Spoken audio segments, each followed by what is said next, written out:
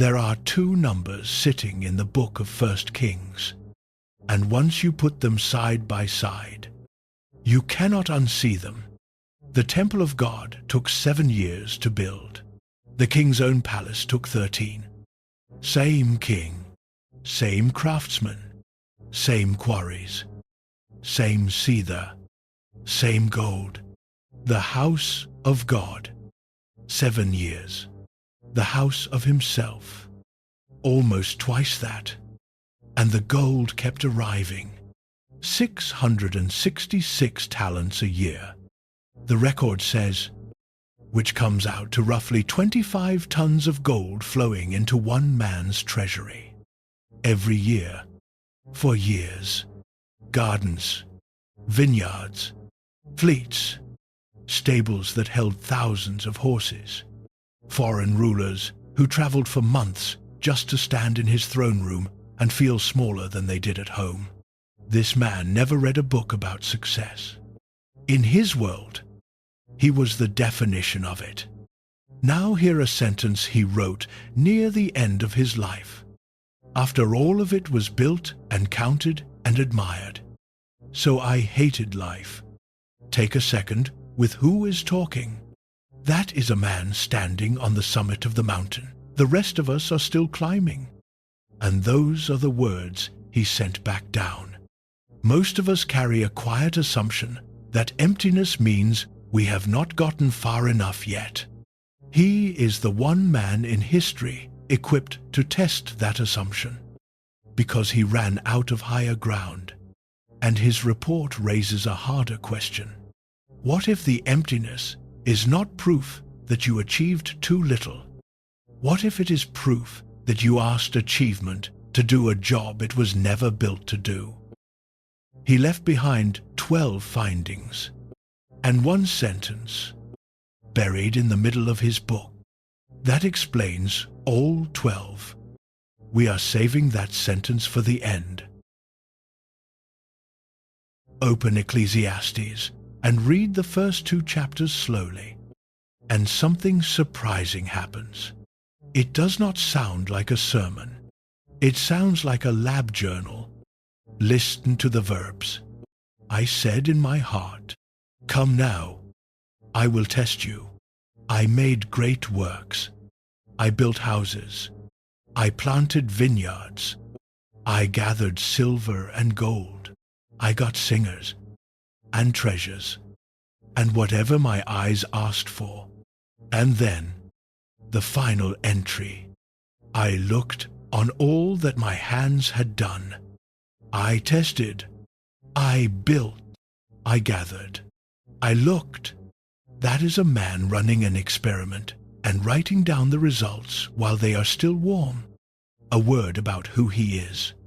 The book calls him Koheleth, the teacher, son of David, king in Jerusalem. He writes with the voice of a king who had everything, and for thousands of years, readers have connected that voice with Solomon. So picture the wealthiest, wisest, most accomplished man of his age sitting down late in life with a pen, deciding to tell the truth about how all of it actually felt from the inside. Here is what separates his experiment from yours and mine. We are all running some version of it. Every person carries a private theory about what will finally settle the restlessness. For one, it is money.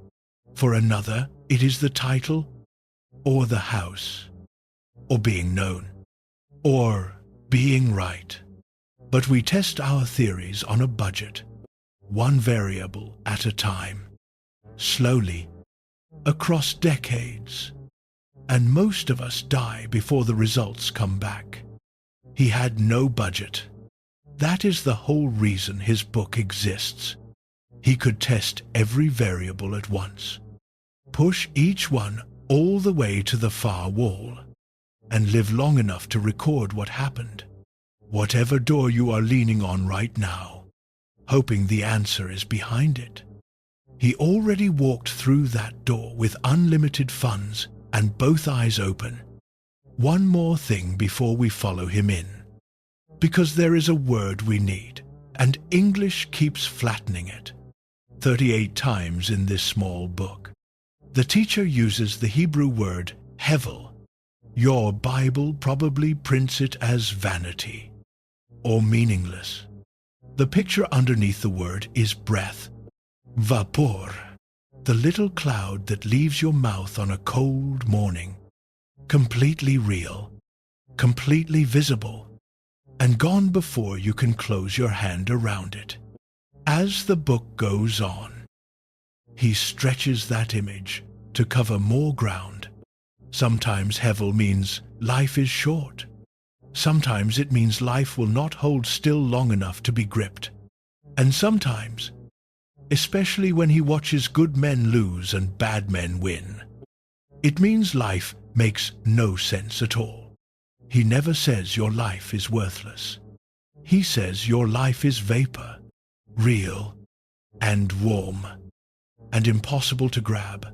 That single word changes the sound of everything he is about to tell us. So the experiment begins. 4 doors: wisdom, pleasure, building, wealth. He opens every one of them, all the way, and every one of them closes behind him.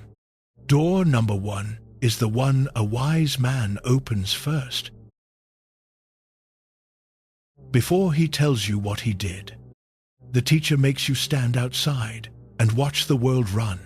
Chapter 1 of Ecclesiastes is a man staring at the machinery of the earth, and what he sees will sound familiar to anyone who has ever chased anything.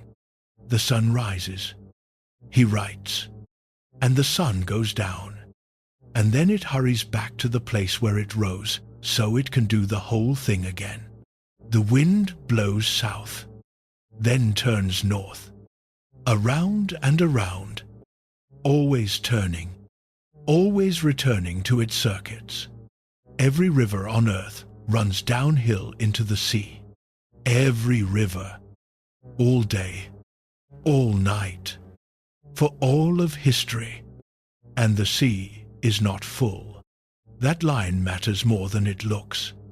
All the rivers run into the sea, yet the sea is not full. He is describing a mechanism, and the mechanism lives inside you. Everything pours in. Nothing fills up. You have felt this, even if you never had words for it. Think about the last big thing you finally got. The promotion you fought 3 years for. You probably remember the morning they announced it. The way the air in the building felt different. The way your name sounded coming out of other people's mouths. Now be honest about month 4. By month 4, the title was just the chair you sit in. The office you used to look at from the hallway became the room where you take calls. The house works the same way. There was a day when pulling into that driveway felt like winning your entire life at once. Give it 2 years and the dream house is a list. Gutters, the water heater, that one door that sticks, the salary number that once made you sit down at your kitchen table, quietly stunned that it was real, has become the new floor. The amount you now privately worry about falling below. None of that means you are ungrateful. It means you are human. And this exact pattern ran through a palace 3,000 years ago. New things turn into normal things. That is not a flaw in your attitude. It is a law, as steady as the sun coming back around every morning. And no amount of achieving has ever repealed it. The generations come and go, he says, and there is no remembrance of the former ones. The wave always flattens out. Here is where the teacher parts ways with every motivational book on your shelf. The books all say the same thing at this point in the story. The feeling faded. So climb higher. Get the bigger title. The bigger house. The number after this number. He looks at that advice and points back at the ocean. The rivers never stopped running. Not for one day in the history of the world. The sea stayed unfilled anyway, which raises a possibility worth holding on to. Maybe the problem was never the size of the rivers. Maybe the sea is a certain size for a reason. Keep that somewhere in the back of your mind. We are coming back for it at the end of the night. And when we do, it is going to unlock this entire book. For now, the first finding, with 11 more behind it. Success can change your circumstances. It cannot stop familiarity from changing how those circumstances feel. Whatever you are reaching for tonight will one day be the ordinary furniture of your life. The teacher knew that, and it did not stop him from reaching. He simply decided that if the feeling would not last on its own, he would go find whatever makes it last. So he opened the first door, and he went looking in the most respectable place a person can look. He went looking inside wisdom itself. If you had one lifetime and unlimited money, and you wanted to solve the ache in the human chest, where would you start? The teacher started in the most sensible place on the map. He went after wisdom. I devoted myself, he writes, to study and to explore, by wisdom, all that is done under heaven. Understand what that meant for a man in his position. The best teachers alive brought to him every scroll that could be bought or copied, envoys returning from every kingdom with whatever their scribes knew about stars, trees, animals, medicine, money, war, and men. First King says people came from every nation just to sit and listen to him think out loud. If understanding could be accumulated, he accumulated more of it than anyone in his century. And this door was supposed to work. This is the respectable one. The door your parents pointed you toward? Learn more and you will handle life better. Understand the world and the world will stop ambushing you. Knowledge is power, we say. And by now nobody stops to ask whether the sentence is true. So here is his lab note, written after a lifetime behind that door.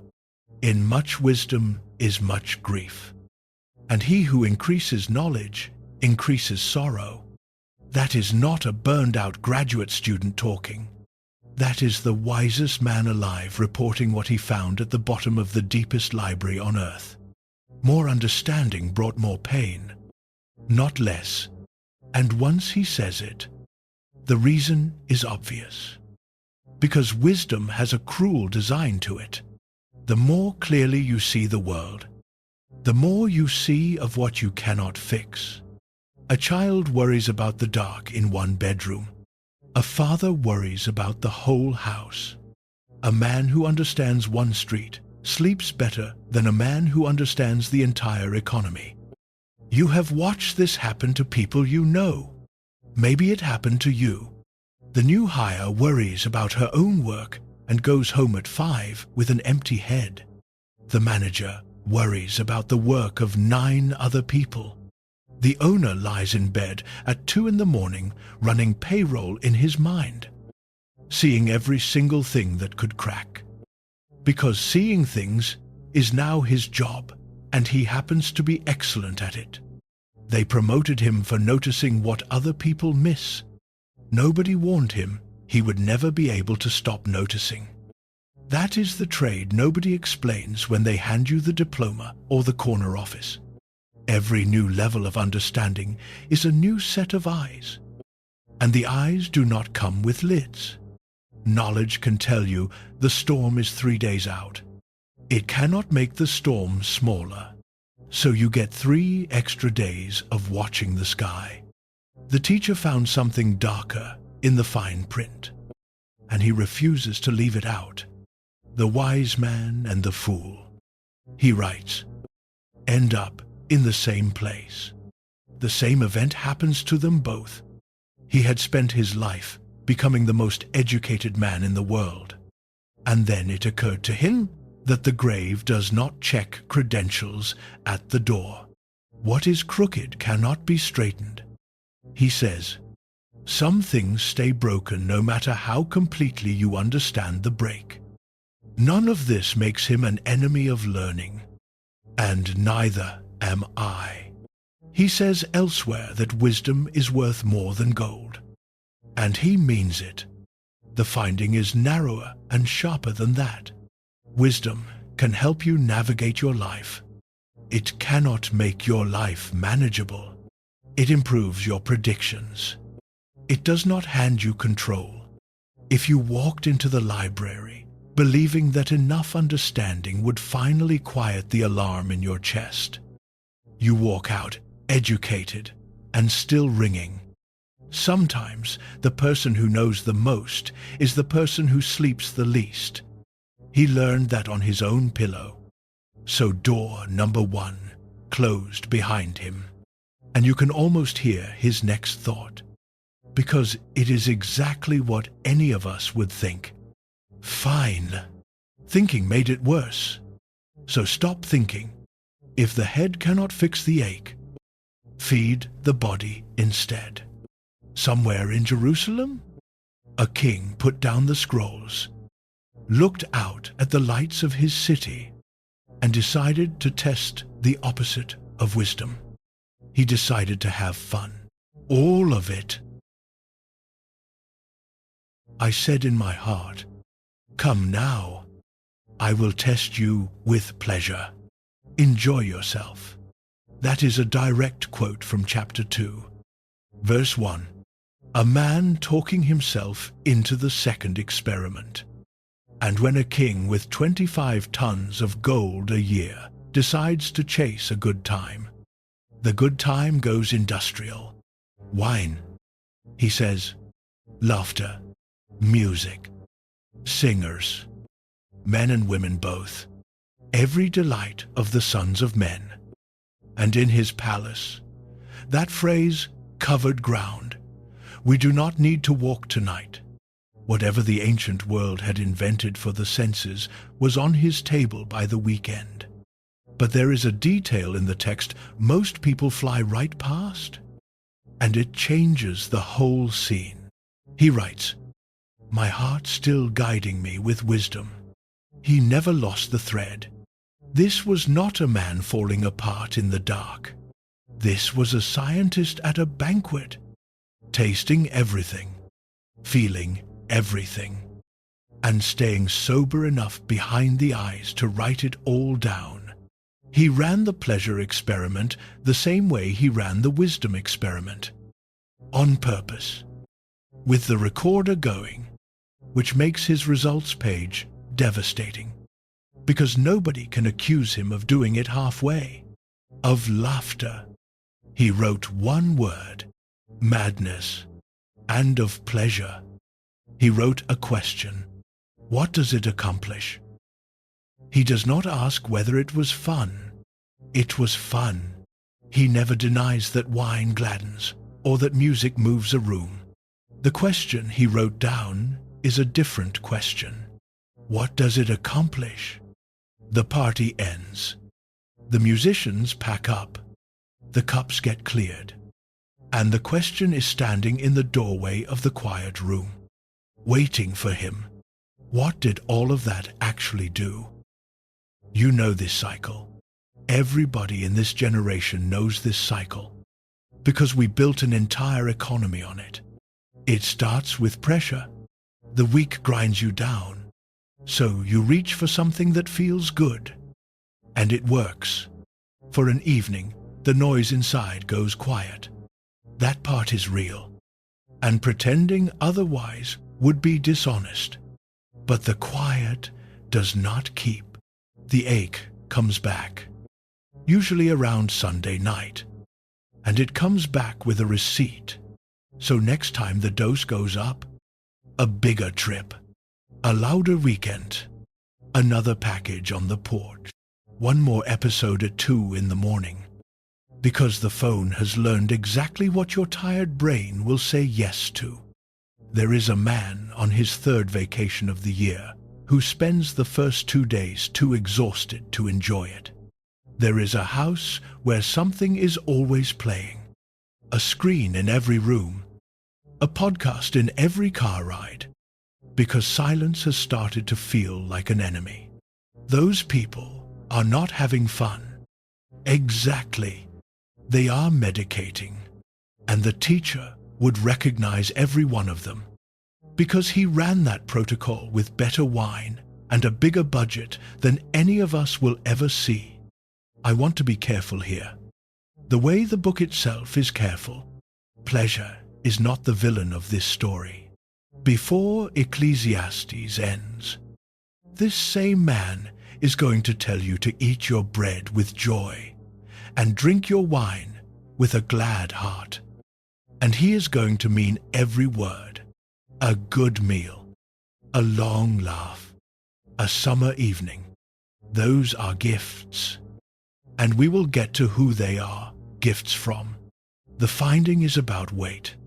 Pleasure as a gift is one of the sweetest things under the sun. Pleasure as an anesthetic simply wears off. And whatever it was numbing is still there. And now it is Sunday night again. So write down the third finding. Pleasure is good at changing the mood of a moment. It is not strong enough to explain the meaning of a life. It can decorate your days. It cannot tell you why you are here.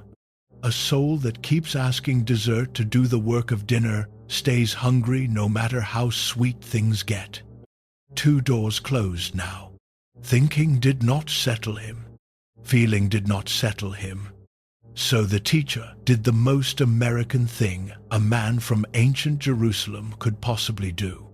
He picked up a shovel. If the answer will not come to me, he decided, I will build it myself. Chapter 2 of Ecclesiastes contains the most expensive paragraph ever written, and it moves like an avalanche. Read it out loud sometime and feel how it picks up speed.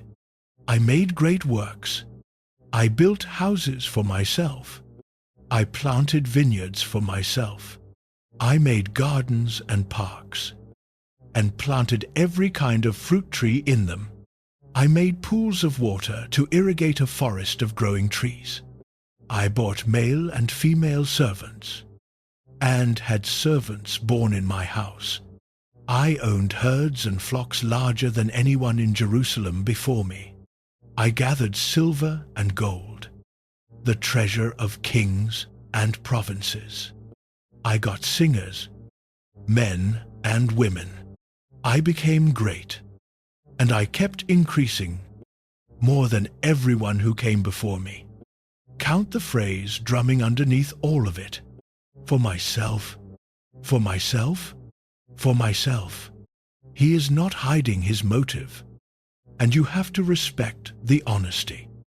Now slow the avalanche down and look at one stone in it, because the scale is hard for a modern mind to hold.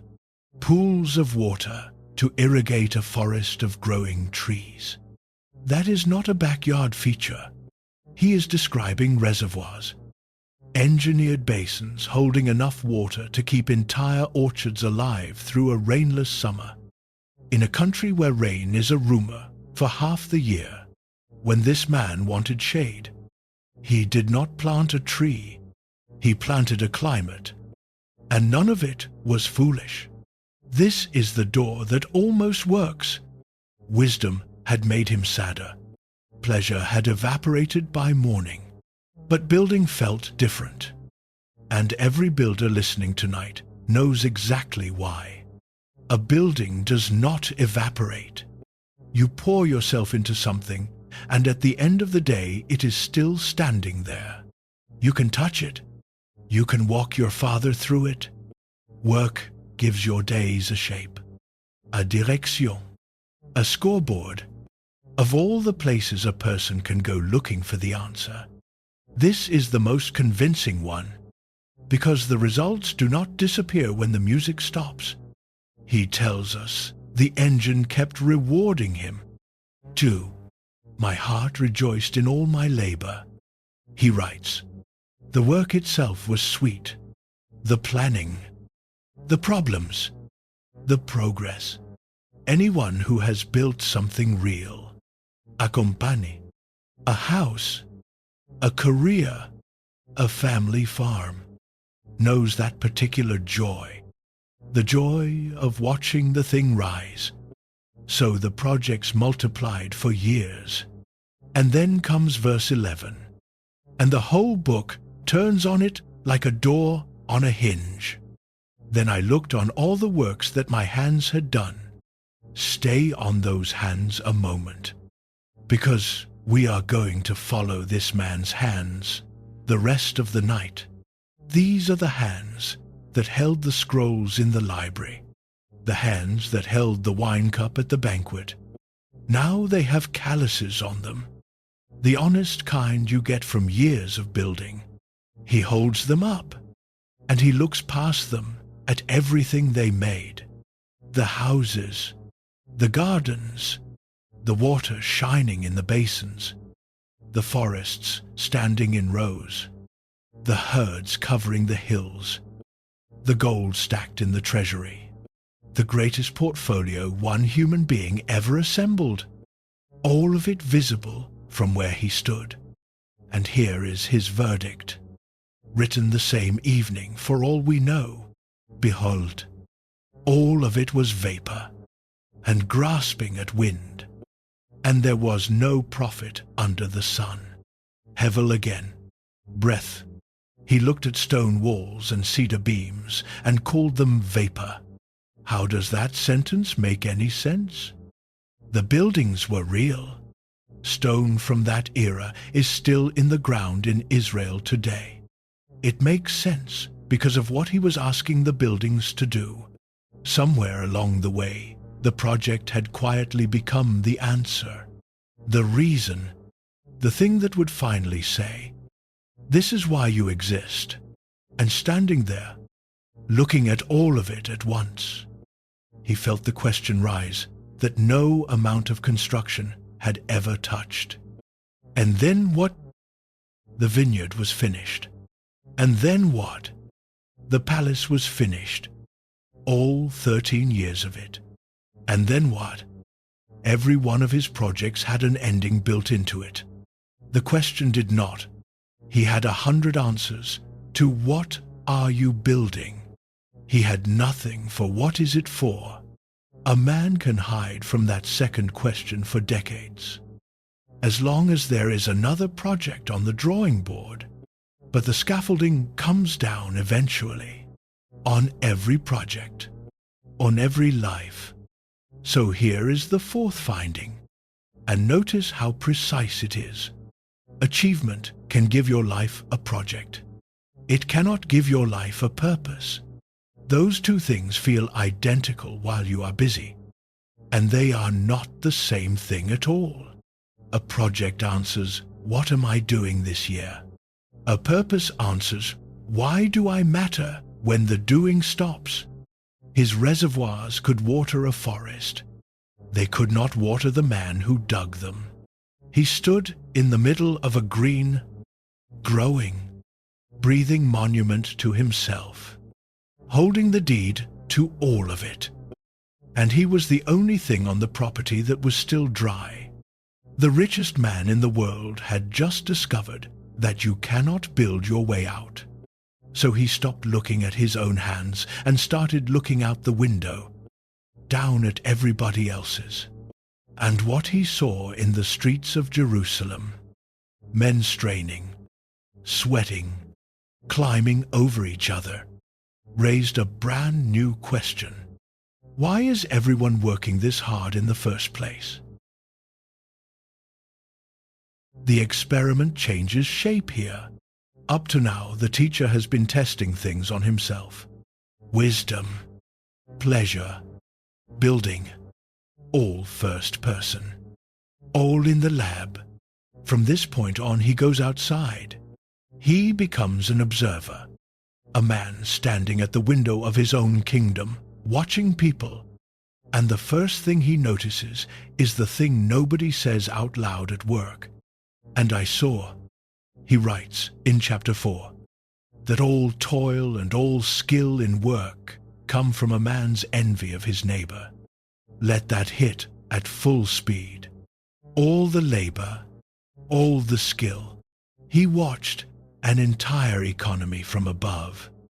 Every field, every workshop, every market stall, every man dragging himself out of bed before dawn. And he wrote down one engine driving the whole machine, envy of the neighbor, not hunger, not duty, not love of the craft. He names the thing under the thing, the fuel that never appears on the invoice. And it turns out to be a sideways glance at somebody else's life. 3,000 years before the first billboard, before the first commercial, before the first phone lit up at 7 in the morning with a stranger's kitchen, he diagnosed the sickness we would eventually build a civilization on. He just could not have imagined how efficient we would make it. His people envied a neighbor across a fence, one household, maybe a village. You wake up holding a device that shows you the highlight reel of 8 billion neighbors, sorted and filtered and polished. Before your feet hit the floor, was he saying ambition itself is evil? He was not. And the distinction is the whole chapter. There is a drive that grows out of responsibility, out of loving the work, out of wanting to feed your people and build something sound. He felt it himself. Back in the vineyards. That is good fuel. But there is another drive that grows out of watching, and it burns differently. And here is how you find out which one is in your tank tonight. Ask what happens inside you when somebody in your field wins big. Be honest. You just closed the best year of your career, and at dinner, somebody mentions that a guy you went to school with sold his company. Feel that small drop in the chest, like a stone going into a well. One sentence about another man's life just repriced your entire year. Nothing about your work changed between the appetizer and the dessert. Only the comparison changed. That is how you learn the scoreboard you have been playing on is hanging in somebody else's stadium. And a scoreboard like that has one special property. It moves. Chase a goal, and the goal can be reached. Chase a person, and the person keeps running. The finish line is attached to the back of another runner, which means there is no finish line at all. It explains why some of the most accomplished people you know are also the least satisfied people you know. They are not failing. They are measuring, and the ruler will not hold still. Then the teacher gives us the picture, and it might be the best picture in the book. He looks at all that striving and holds up 2 hands. Better is 1 hand full of quietness, he says, than both hands full of toil and grasping at wind. Both hands full. That is the life everybody in the race is running toward. And from the outside it looks exactly like winning. Both fists closed around everything you fought for, but hands that full cannot open, or something spills. They cannot receive one more thing, because there is no room left. They cannot rest, because now they are guarding. Both hands full is another way of saying completely occupied. And completely occupied is another way of saying no vacancy. For anyone, for anything, ever. 1 hand full, with quietness. That is not poverty he is describing. There is something real in that hand. Earned and owned and enough. But the other hand is open, free to receive, free to rest, free to reach for somebody. He is not choosing between success and failure. He is choosing between 2 definitions of rich and only one of them sleeps at night. Envy of the neighbor, both fists closed. The fifth finding goes underneath those two pictures. Comparison can make progress feel like failure. It can stand you in the middle of a blessed, enviable, hard-won life and make the whole thing taste like losing, because somebody out there has more, and you know his name. But the window had more to show him. As he kept watching the strivers in the street, his eye caught one man in particular, a man working harder than all the rest, a man with nobody walking beside him. For whom am I toiling and depriving my soul of good? That question is in your Bible. Chapter 4, verse 8. A man asks it out loud, alone, and nobody answers him, because there is nobody there. The teacher builds the portrait around it in 4 short strokes. There was a man all alone. He had neither son nor brother. There was no end to his toil, and his eyes were never content with his wealth. Stand in front of that painting a minute. A man alone. No son, no brother, no partner mentioned, no friend in the frame, nobody, just the man and the work has no end, because he never gave it one. Every morning he gets up and adds to the pile. Every evening his eyes travel across the pile, and the eyes are still hungry. So tomorrow he will add more. And then the question surfaces in him, for whom? Everything this man builds will outlive him and go to no one. Every dinner he skipped, every year he burned, every good thing he told his own soul to wait for, all of it was spent purchasing a future with no faces in it. And here is the detail that gets me every time I read this passage. He has to ask the question himself, alone, out loud, to nobody, because the kind of man who ends up in this verse has been unreachable for years. There is no one left in his life with both the closeness and the nerve to sit him down and ask it for him. The people who might have asked got tired of being rescheduled a long time ago. You know a version of this man. Every American does. Because our culture salutes him right up until the day it pities him. He answers emails on Christmas morning. He has told his kids maybe next summer so many years in a row that the kids quietly stopped asking. And he has not noticed yet that they stopped. His contact list is 900 names deep, and his phone would not ring twice if he collapsed on a Tuesday. Because every relationship he kept was a relationship that was useful. And useful people check on you at work. And he is not at work. That is the strange arithmetic of climbing. Success multiplies the number of people who know your name. It does nothing on its own for the number of people who know you. Those two numbers can travel in opposite directions for an entire career. One climbing into the thousands, while the other slides quietly towards zero. And the applause is loud enough that you never hear the room emptying behind you. The teacher looks at that man with his pile, and then he turns and says the thing plainly, with no poetry at all, because some medicine should not be sugared. 2 are better than 1. He says, because they have a good return for their labor. If either falls, one can lift the other up, but pity the one who falls with no one to lift him. If 2 lie down together, they keep warm, but how can one keep warm alone? Notice which scenes he picked. Falling down, lying down cold, being outnumbered.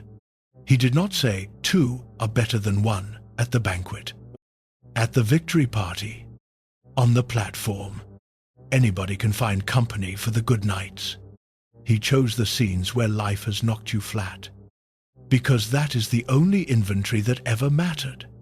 Not how many people know your name. How many would come when the falling happens? And the falling always happens. So the sixth finding, and it may be the most expensive one on the list. Success can fill a room with people and still leave a life without companionship. The crowd is not company. The network is not kin. A man can win so thoroughly, for so long, that he ends up seated at the head of a table he spent 30 years earning. In the house the magazine photographed, and down at the far end of that beautiful table there is an empty chair, and the empty chair is the truest thing he owns. The teacher let that portrait dry. Then his eye moved to the thing the lonely man had been piling up all those years, the silver itself, because if wisdom failed, and pleasure failed, and building failed, there was still one God left standing in the marketplace, the one everybody in every century secretly believes in. Money. Surely money works. Let us be fair to money first, because the teacher is fair to it. And I am not going to lie to you about how the world works. Money solves real problems. Money is a roof that does not leak. It is a car that starts on a cold morning. It is being able to say yes when your daughter needs braces, and yes when the church needs a furnace, without checking anything first. The teacher himself says elsewhere that money is a shelter. His word, a shelter, the same way wisdom is a shelter. Scripture never once pretends that poverty is a virtue. Money answers 1,000 questions. But in chapter 5, he found the one question it cannot answer. And it happens to be the question everyone is asking it. Whoever loves silver will never be satisfied with silver. Whoever loves wealth is never satisfied with his income. Read that like an engineer, because that is how it is built. He does not say silver is bad. He locates a defect, a precise one.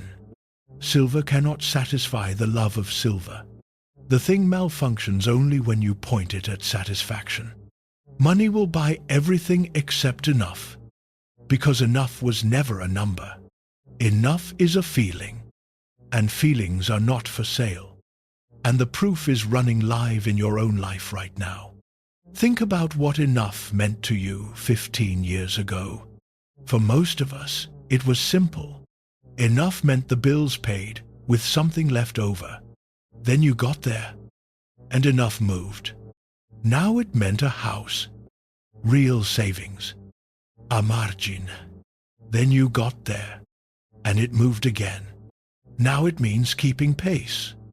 The college funds, the retirement number, the neighborhood, and for the ones who climb highest, it moves one final, brutal time to where enough means more than him. Whoever him currently is. The finish line has legs. You have run past 4 versions of it. And every single time the tape got moved back before you could break it. At some point, an honest man has to stop and ask, who keeps moving the tape? The teacher answers that too. When goods increase, he says, they increase who eat them. And what benefit is that to the owner, except to watch it all with his eyes? That is a sentence written by a man with a payroll. Every blessing that grows mouths. The bigger barn needs the bigger crew. The second property needs the manager, the accountant, the lawyer, the insurance on the insurance. Somewhere along the way, the owner looks up and finds his role has quietly changed. He no longer has wealth. He watches wealth. He is a spectator at the museum of his own money, and the museum charges him for security. Then comes the comparison that has been keeping rich men awake for 3,000 years, which is exactly what it is about. The sleep of a laborer is sweet, whether he eats little or much, but the abundance of the rich man will not permit him to sleep. 2 bedrooms, side by side, in the dark. In the first one, a working man. His back aches. His hands are rough. His supper was plain, and he is gone 10 minutes after the lamp, all the way down into the kind of sleep money is supposed to buy, and somehow never does. In the second bedroom, the man who won. The numbers found him again, the way they do after midnight. The market, the lawsuit, the manager he is not sure about, the tape, and where they moved it this time. His body is lying in the best bed built in his century, and his mind is out walking the property, counting. Nobody stole anything from the man in the second bedroom.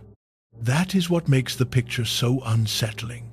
The abundance itself is what sits on his chest. The pile got heavy enough that it holds him now, instead of the other way around. So the seventh finding, and the wording matters, because the precision is the mercy in it. Wealth can solve the problem of having too little. It cannot solve the problem of never feeling you have enough. Those are 2 different diseases, and only one of them responds to income. If the ache in you tonight is the first kind, real scarcity, real bills, real fear, then may God and hard work and good friends move you out of it. And nobody should romanticize your struggle. But if you have been treating the second disease with doses of the first medicine, more and more and more, then the man at the top of the largest pile ever assembled is telling you the dosage was never the problem. The prescription is, and just when you think he is finished with money, he leans in with one more observation. And this one is stranger and sadder than greed. He met another kind of rich man in his kingdom, a man who had everything, wanted everything, kept everything, and could not taste any of it. There is an evil I have seen under the sun, the teacher writes in chapter 6, and it lies heavy on mankind. A man to whom God gives riches, wealth, and honor, so that he lacks nothing his heart desires, yet God does not give him the power to enjoy them. Take inventory of that man, because the sentence was built carefully. Reach, wealth, honor, lacks nothing his heart desires. This is not the greedy man from the last chapter, the one still chasing. This man is finished chasing. Everything he ever wanted is inside the fence, paid for, titled in his name, by every measurement we own. He has won so completely, there is nothing left to want, and he cannot eat it. That is the phrase the teacher uses. And it is worth keeping in its original shape. No power to eat of it. The food is on the table. The mouth will not work. He calls this a heavy evil. And notice, he saw it often enough to record it as a pattern rather than a freak accident. It happens in every century, and it is happening tonight, inside houses you drive past every day. Because this chapter knows something almost nobody says out loud. Getting things and enjoying things are 2 entirely different abilities.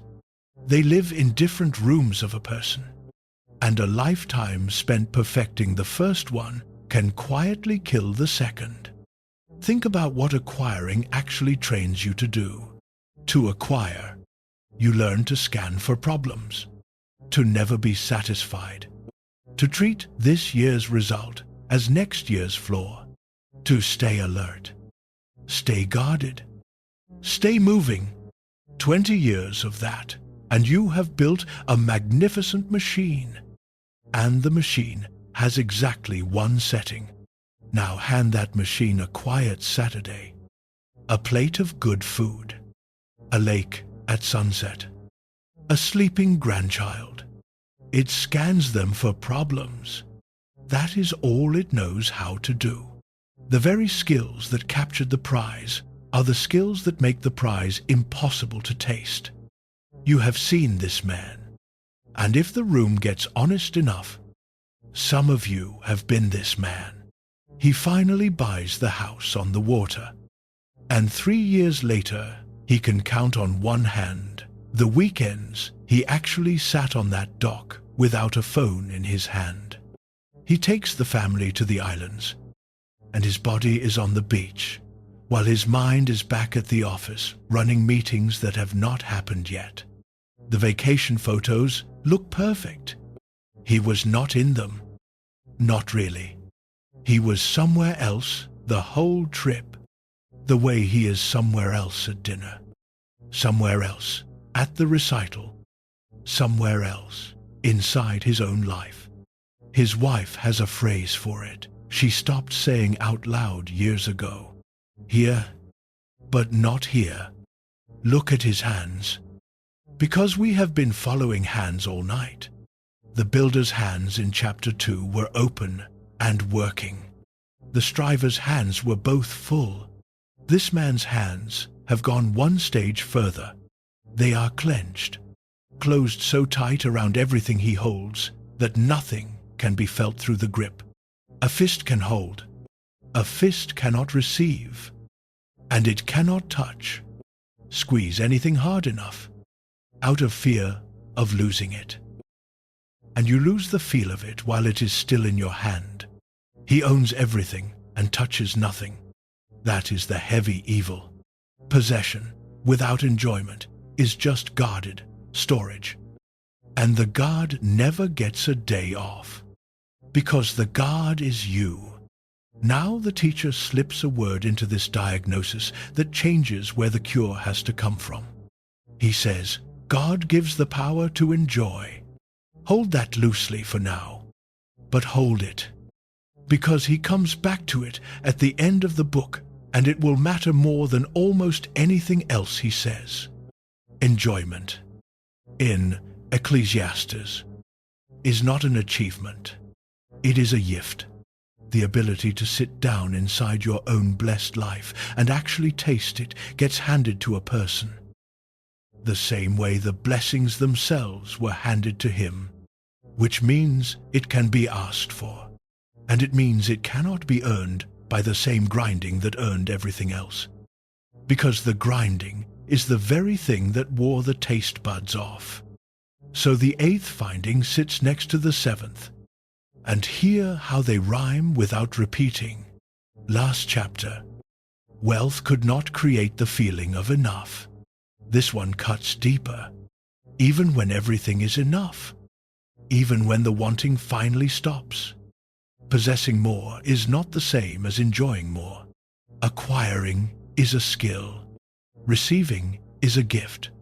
A man can master one for 50 years and starve for lack of the other. At a full table, in a paid-off house, with the whole harvest in the barn, and no power in him to eat a bite of it. The teacher had now examined the winner's mind, the winner's crowd, and the winner's money. There was one asset left in the vault, the quietest one, the one every successful person believes in most and mentions least. The plan. Picture a man at a kitchen table on a Sunday night with a legal pad in front of him. He is good at this. He has always been good at this. Down the left side, he writes the years. And next to the years, he writes what happens in them. The house refinanced by spring. The oldest one through school without loans. The business sold at 58. Maybe 60. Then the lake place. And the boat he has been looking at online for 2 years.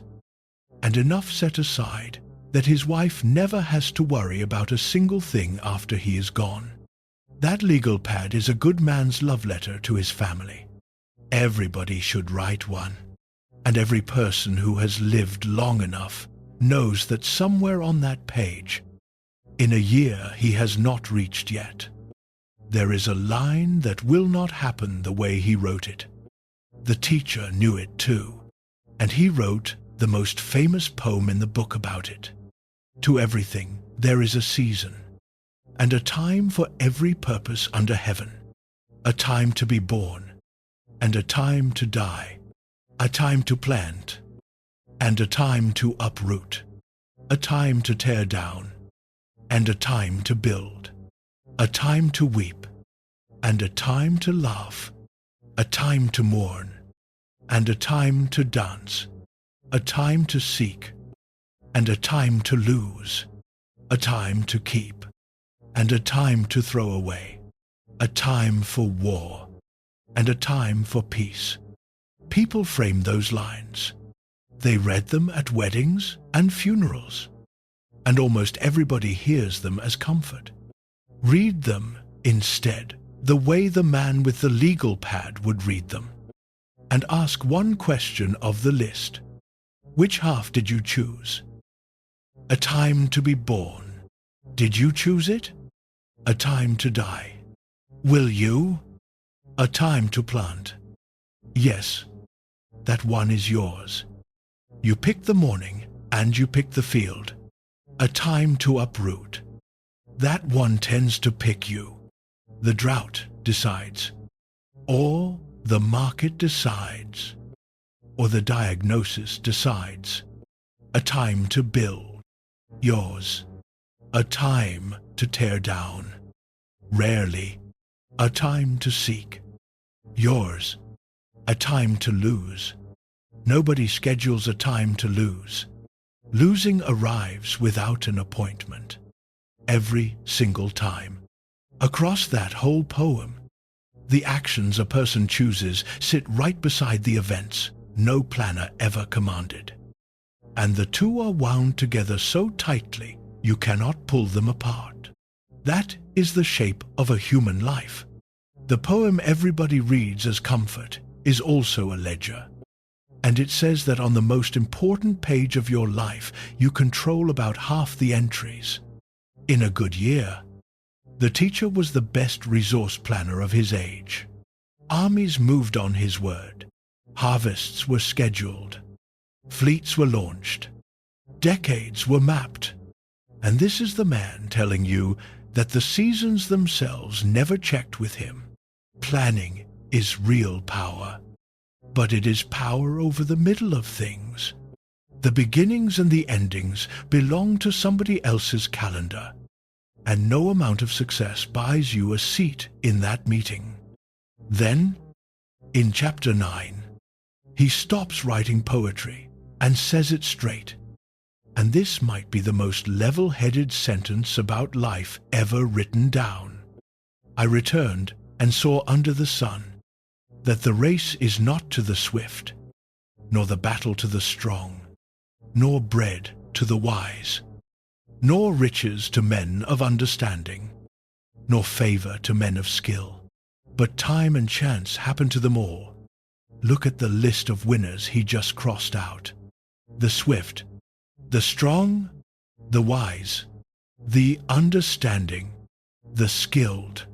That is every advantage a human being can bring to the table. Every edge you have spent your life sharpening. And he is not saying the edges are worthless. The swift usually do win the race. Usually, he is saying the edge is not a guarantee. And anyone who has lived long enough has watched the exception walk through the door. The best resume did not get the job. The strongest man got the diagnosis. The careful investor got the year the market forgot the rules.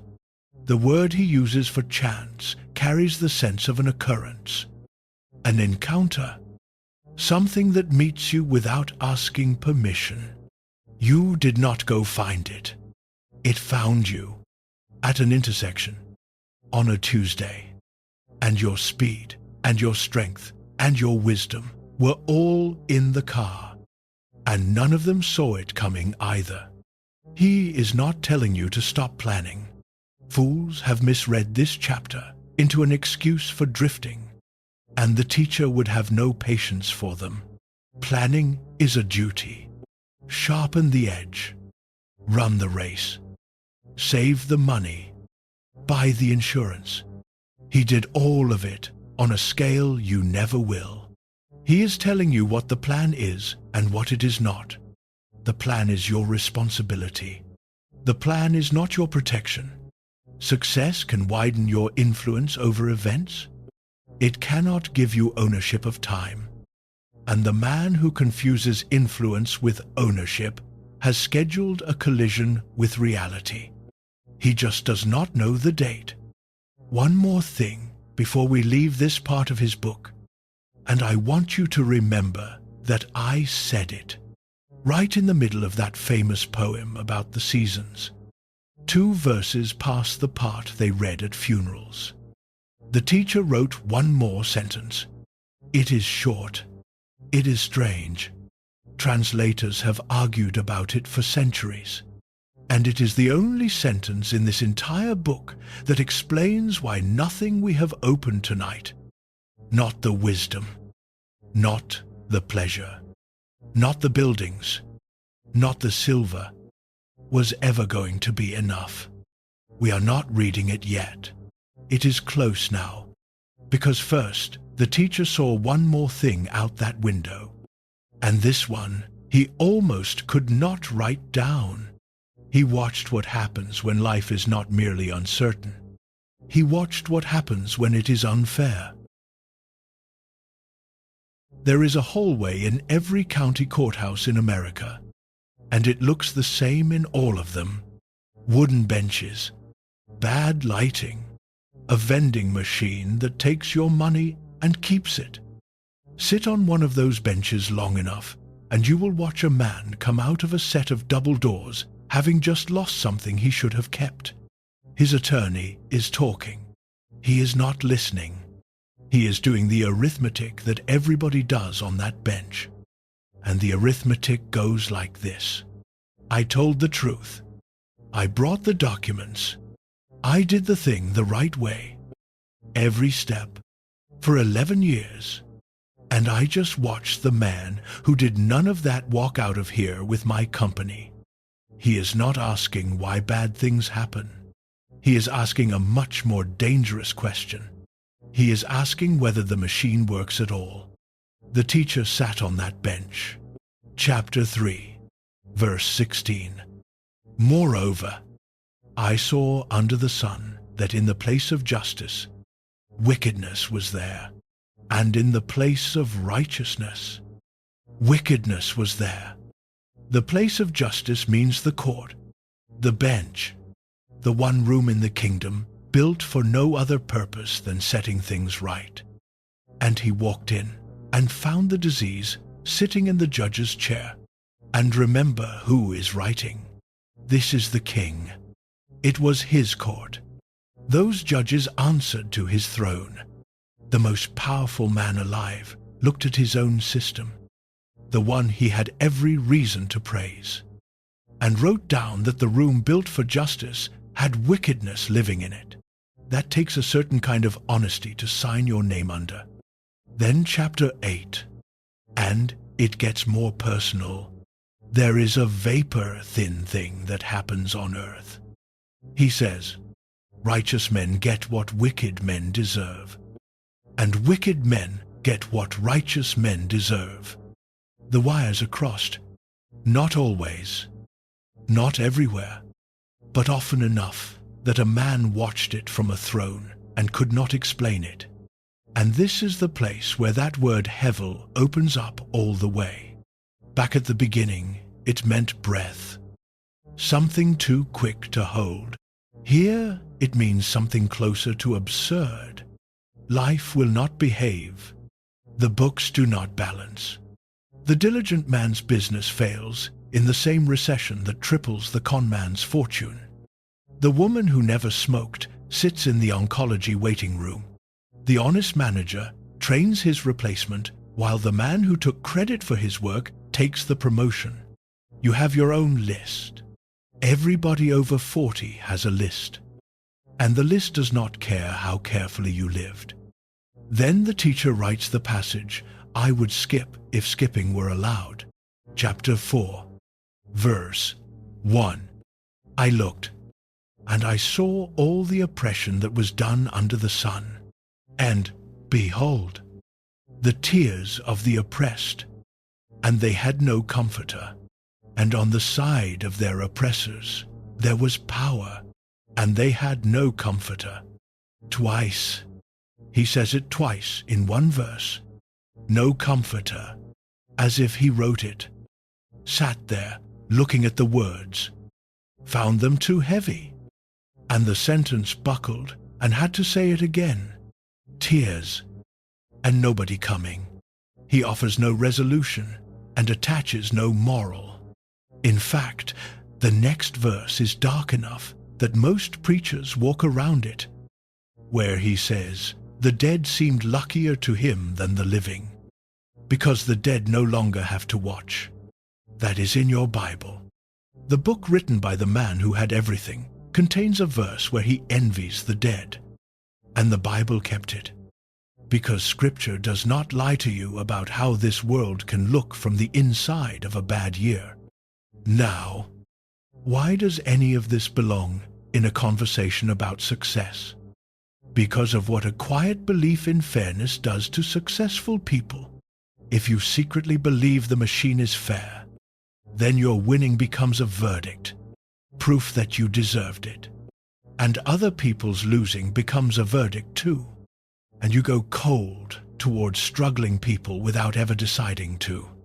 But there is a second edge on that blade, and it cuts the winners deeper.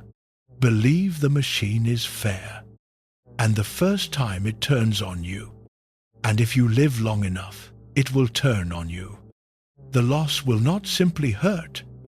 It will feel like a broken promise from the universe itself, and men fall all the way to the bottom through that particular crack. Ask anyone who did everything right and lost anyway. The grief is survivable. It is the shattered arithmetic that nearly kills them. The teacher will not let you build on that arithmetic. So here is the 10th finding, and there is no cushion under it tonight. Success can give you leverage in an unfair world. It cannot make the world fair. All the winning available buys you better odds, better lawyers, better walls, and not 1 ounce of exemption. Loss, betrayal, sickness, injustice. None of them checked the scoreboard on the way in. He looked at the tears with no comforter, and the crossed wires, and the wickedness sitting in the seat of justice. And a man that honest had one direction left to look for, consolation. The long run, the future. Surely the future sorts it out. Surely a man can at least build something that lasts.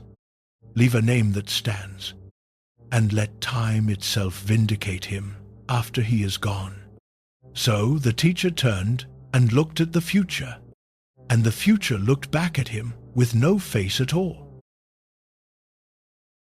Somewhere in your city, there is a building with a rich man's name carved over the door. Stand across the street some weekday morning and watch that entrance for 10 minutes. Watch the hundreds of people who walk under that name on the way to work. Count how many of them look up. That name was a man. He shook hands over that name. He gave everything he had for it. In his last years, he believed the carving settled something permanent. Now it is weather-worn punctuation above a doorway, and the crowd flows underneath it like a river past a stone. Every empire has a word it whispers to its builders to keep them building, and the word is legacy. When the money stops satisfying and the applause goes quiet, legacy is the last door in the hallway. Fine. The builder says, maybe I cannot enjoy it. Maybe I cannot keep it. but I can leave it. My name goes on this. My work will speak when I cannot. The future will remember me. And being remembered is a kind of not dying. The teacher walked to that door carrying more legacy than any man alive. And it opened onto 3 rooms. And each one was worse than the last. The first room held his heir. I hated all my toil under the sun. He writes, and hear how raw that is. Hated, because I must leave it to the man who comes after me, and who knows whether he will be wise or a fool. Yet he will be master over all the fruit of my labor for which I worked, and showed myself wise under the sun. Who knows whether he will be wise or a fool? Every founder who ever lived just felt that in the chest. You spent 40 years building a thing. Brick by brick. Decision by decision. 10,000 small acts of judgment nobody ever saw. And all of it passes in one legal instant into hands you did not train and cannot supervise. Hands that might honor the work or strip it for parts. And you get no vote. Because you will not be there. And if you read this book the way tradition has always read it, history wrote the cruelest possible footnote underneath that verse. The kingdom did pass to a son within a few short years of the old king's death. The son's arrogance split the empire in 2, and it never came back together. The wisest man who ever lived was succeeded by a fool, and he saw it coming, and there was nothing he could do about it. The second room held the crowd. In chapter 4, he tells a compact little story, and it moves fast. An old king sits on a throne, no longer willing to listen to anybody. Out of poverty, out of prison even, rises a poor wise youth, and the people flock to him. And the text says, there was no end of all the people, all of them, at whose head he stood. The whole world swings to the new man. Then the teacher adds one quiet line that detonates the entire story. Yet those who come later will not rejoice in him. The crowd that abandoned the old king for the young one will abandon the young one too. The crowd is not loyal to anybody. The crowd is loyal to next. It always has been. Every generation is certain. Its heroes are permanent. And every generation's children shrug at names that once filled stadiums. The applause you are working 80-hour weeks to earn is being rented to you by an audience already scanning the wings for whoever walks on after you. And the third room was empty. And the emptiness was the exhibit. Back in his first chapter, the teacher had already seen it and written the coldest verse in the book. There is no remembrance of former things, neither shall there be any remembrance of things that are to come. Among those who come after, he is not saying monuments crumble. Though they do, he is saying something quieter and worse. Forgetting is not an event. It is a season, and it comes for every name, and it arrives without malice. Nobody will decide to forget you. They will just be busy. Try it tonight. Your great-grandfather. Not his photograph. His first name. What did his voice sound like? What did he worry about at 2 in the morning? What did he build? 4 generations. That is the whole distance between you and him. And for most of us, the man is already down to a name on a document. If that, he had a life. That man, griefs that bent him double.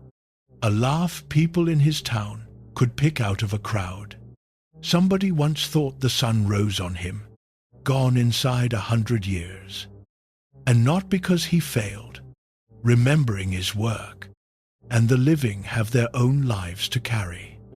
The teacher saw all 3 rooms, The air you cannot choose. The crowd you cannot keep. The forgetting you cannot outrun. And he wrote the finding that closes the last door in the hallway. The wise man dies just like the fool. He says, seeing there is no lasting remembrance of either, legacy can extend your influence past your lifetime. It cannot secure your name forever, and it certainly cannot secure you. So there he stands at the end of the hallway. Count with him what is left. Wisdom, tested, and it sharpened the pain. Pleasure, tested, and it evaporated by morning. The buildings, raised, and they could not say what they were for. The money, counted, and it never once said enough. The crowd, won, and it was already leaving. The future, courted, and it had no face. Every door opened, every door closed. The greatest experiment in human history was complete, and every result came back the same. Vapor, a fist closing on wind. And it is exactly here, at the bottom of everything, with every door shut behind him, that this book stops being an autopsy, because the teacher has one sentence left, the one we sealed away at the beginning of the night, the one that has been sitting in the middle of his book the whole time. 2 verses past the poem they read at funerals. That sentence does not open another door. It explains why none of the doors were ever going to open. Go back to chapter 3, back to the poem about the seasons. A time to be born and a time to die. A time to weep and a time to laugh. Keep reading 2 verses past the end of it. There, in the quietest spot in the whole book, where 1 billion readers have walked right past it on the way to somewhere else, is the sentence, "He has made everything beautiful in its time. Also, he has set eternity in the human heart." Eternity in the heart. Now, translators have wrestled with that word for centuries, and the wrestling itself tells you something. Some render it eternity, others reach for the world, or a sense of time stretching past the present moment. Nobody has ever been fully satisfied. And the reason is that the Hebrew word olam is enormous, and English keeps coming up a size too small. But the reading that has carried the most weight for the longest time is the plain one.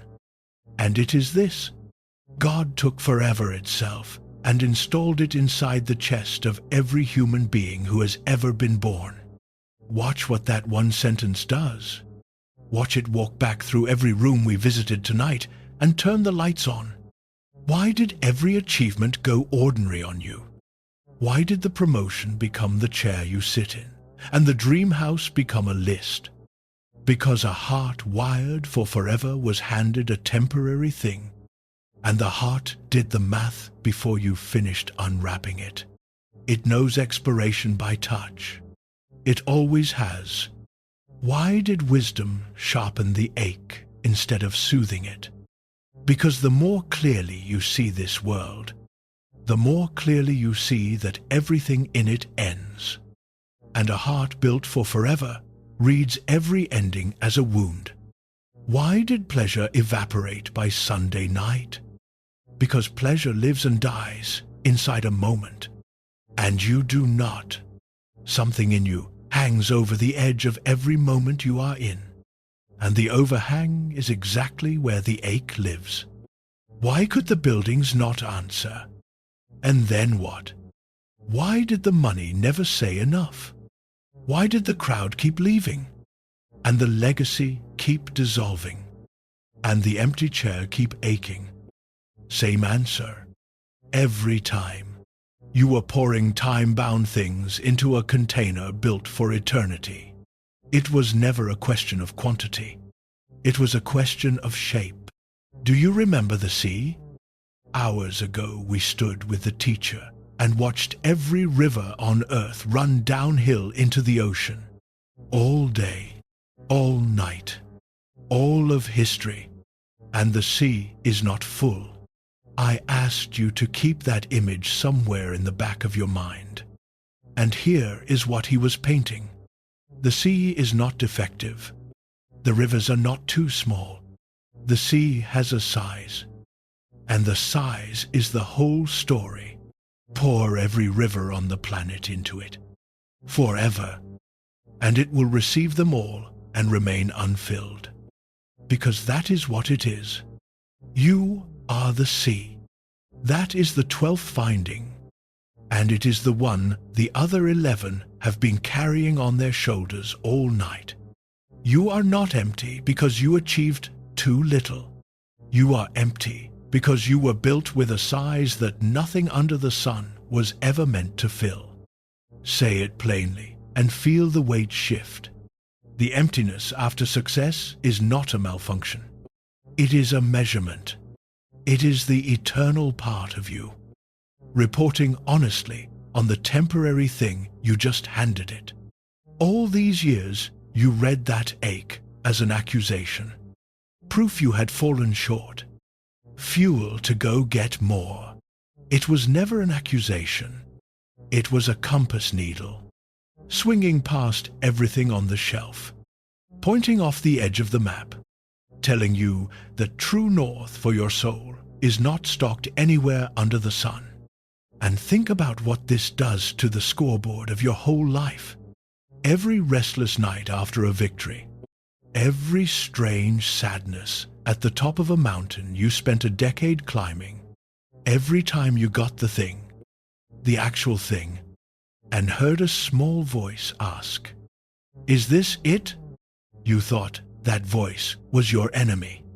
That voice was the truest thing in you. The dissatisfaction you have been ashamed of your entire adult life is the largest thing about you.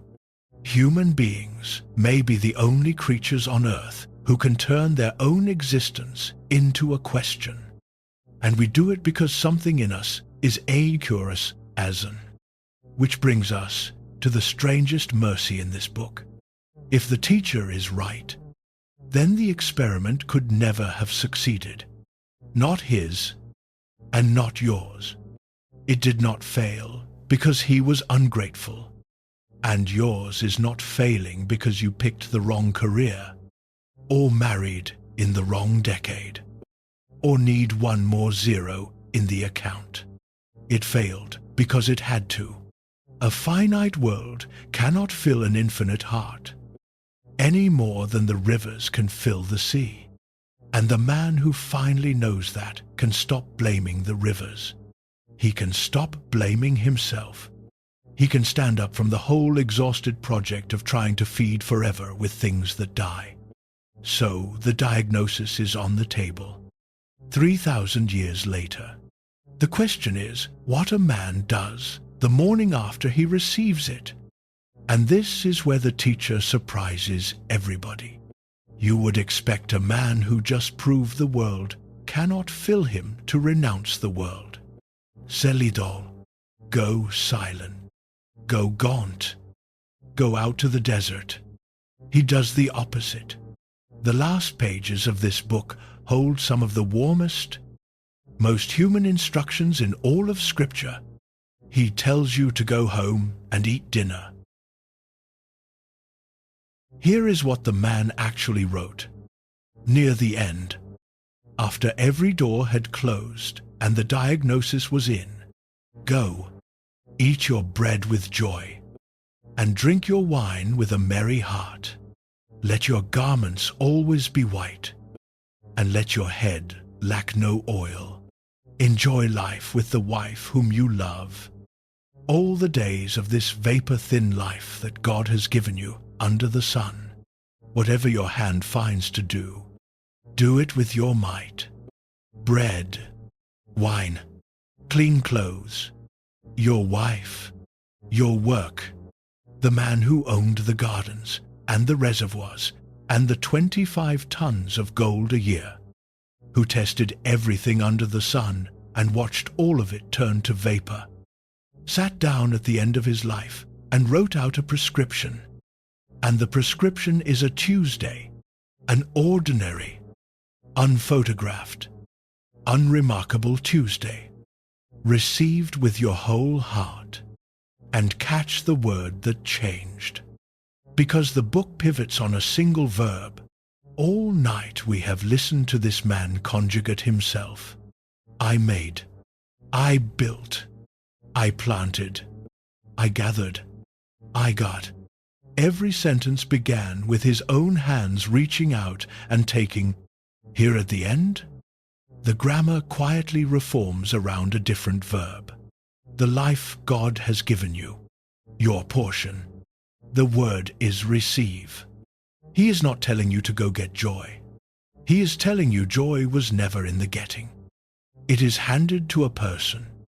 The way he said back in chapter 5, this is the gift of God, the power to eat of it, to actually taste your own life, does not come off the same shelf as the life itself. It comes from the giver, and the giver hands things to open hands. There it is, the end of the road we have been walking all night. One pair of hands at a time, the builder's hands, working, the striver's hands, both fists full, the rich man's hands, clenched so tight around everything that he could feel none of it. And now, the last pair in the book. Open, palms up, not because they gave up, but because they finally understood what hands are for. A closed hand can only keep what it already caught. An open hand can be given something, and everything in this book worth having. The taste of bread, the warmth of the woman beside you, the sweetness of sleep, the deep, strange pleasure of good work done today for today. Every one of them is listed as a gift. There is one more small verse worth your attention. Chapter 5, verse 20. And it might be the kindest sentence the teacher ever wrote.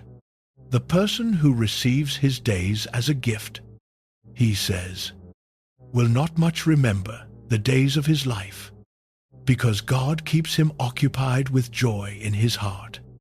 The man stops keeping score, the ledger he carried through every chapter of this book, the counting, the comparing, the measuring of his pile against the neighbor's pile. It falls out of his coat somewhere along the way, and he does not go back for it. He is not auditing his life anymore.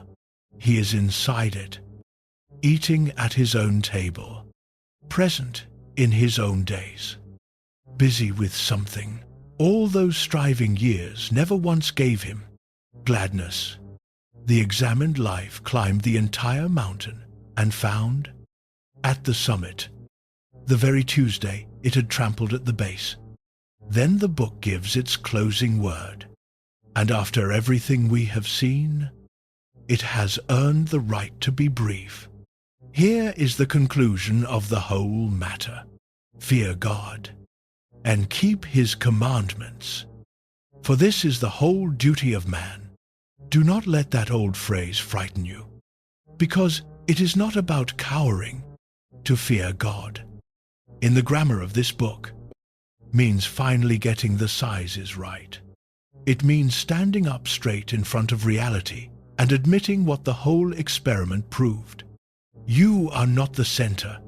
You are not the owner. You are not the judge. There is a God, and you are not him. And the moment a man honestly says that, something enormous happens inside him. The weight comes off. The crushing job of being your own God, of building a self that death cannot touch, of forcing meaning out of vapor with your bare hands. That entire impossible payroll gets handed back to the only one ever qualified to carry it. Fear of God is not the soul shrinking. It is the soul exhaling. For the first time in decades, your life is vapor. He told you that 38 times, and he was never insulting you. Breath is the thing that keeps you alive. It is real. It is warm. It is right here, and you cannot store it. You can only breathe it, one gift at a time, all the way home. So work well tomorrow, and do not worship the work. Build, and do not ask the building to keep your name. Earn, and do not ask the money to tell you who you are. Win, if winning comes, and then drive home at a decent hour and sit down at the table with somebody who knew you before the title. Success was never meant to carry the weight of a soul. It was meant to be used, enjoyed, and finally set down. The man who built everything learned that too late to enjoy his kingdom, and just in time to tell you, open your hands